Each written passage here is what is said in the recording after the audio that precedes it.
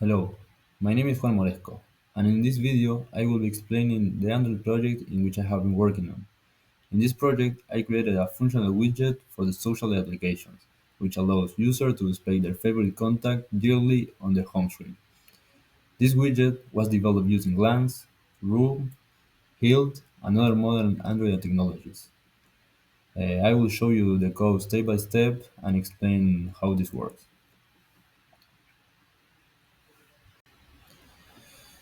To start with, this file is the core of the widget. It is what defines what the widget looks like, how it updates, and what happens after the user interacts with it. At the top, I have imported a lot of libraries from the Compose and Glance, which allows me to create the widget interface. I have also imported Android classes like the intent and the context, and as well as our own model, the widget model.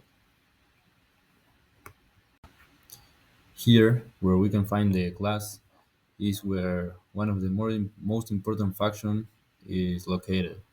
This function runs every time that the system needs to render or refresh the widget. It first retrieves the widget using Glance App Widget Manager, which uniquely identifies each widget instance on the home screen. Then it gets an instance of the widget model repository, which stores all the widget data in a local database. Next, it calls provide content, which is similar to send content in Compose. Inside, it wraps the interface with a theme and calls the content function. Here in content, the widget listens for the data update through this. And this function uses calling flows to automatically refresh the widget whenever the data change. The widget can be found in three different possible states. First, the loading state, that is when the widget is still loading. Then, the empty, when no favorite contact has been selected yet. And finally, the widget model, that is when there is data ready to display. Well, when the statement decides what to show, first, if it's empty, it displays the zero statement, inviting the user to set up the widget. Then, if it's still loading, it shows a blank box. And finally, if it's a widget model, it calls for the favorite contact, which displays the contact photo, name, and read message status. To continue, the second file is called the widgetmodel.kotlin. This file defines the data model and states used by the widget. It starts with a sealed interface widget state, which defines the three possible states: the empty, loading, and widget model. Then, the widget model class is annotated with add entity, which means it represents a table in the room database. Each widget added by the user becomes one row in this table. Here, the key fields are the widget ID, which is the unique ID assigned by Android, the contact ID, that is the ID of the contact being shown, then here the display name and photo, that is the data display in the widget, and the read message, that indicates if the contact has some read message. This also includes a foreign key linking it to the contact entities. So if a contact is deleted, the corresponding widget data is automatically removed. This structure keeps the database consistent. To continue with the third file called the widget model repository.kotlin, here in this file is what handles the data logic, like how the widget data is loaded, stored, and updated. This class is annotated with add singleton, meaning that only one instance of this repository exists. It uses Hilt for dependency injection and receives the DAO, a content scope, and the application context. We can see the main function called create or update that check if the widget already exists in the database. If not, it inserts a new one. Otherwise, it will update the existing record. After saving, it calls here this that force the widget to refresh and display the latest data. Then the load model here returns a flow that continuously emits updates for the widget. So whenever something changes in the database, the widget automatically updates on the home screen.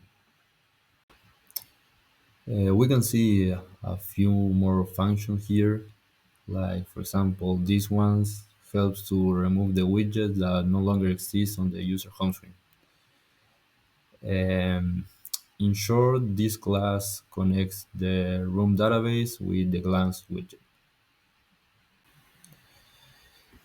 Next, we have the social life app widget receiver.kotlin file that define the broadcast receiver that helps connect the widget to the Android system.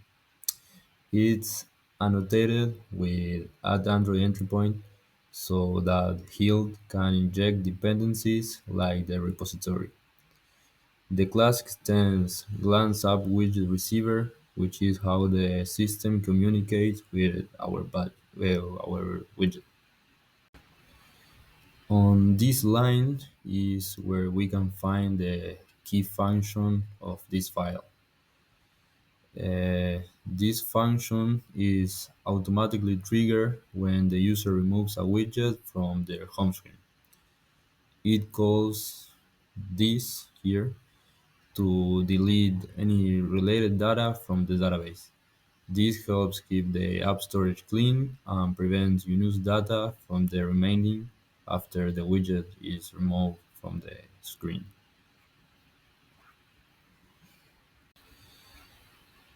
Then we switch to the XML file that defines how the widget behaves and looks to the Android system. Here it specifies, for example, the widget size, that it can be resized both in an horizontal or vertical way, the configuration activity, like it shows here, a preview image, and a layout for when the user is selecting the widget, and the refresh period that in this case is about every hour.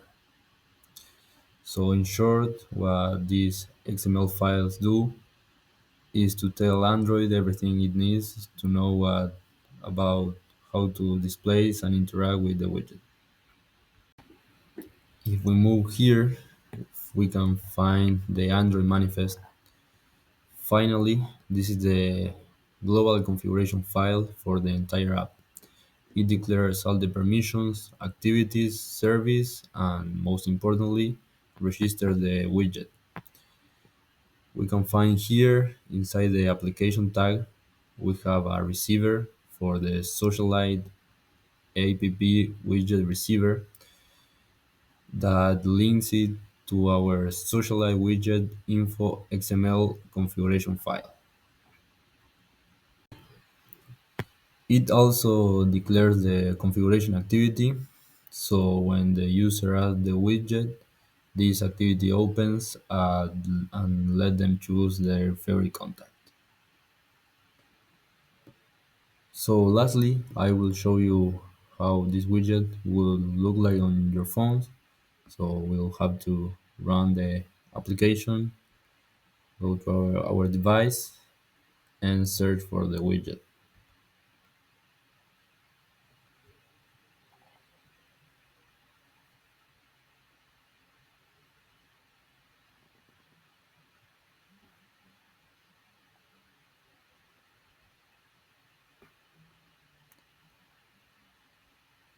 And this is the final result. Thank you for watching.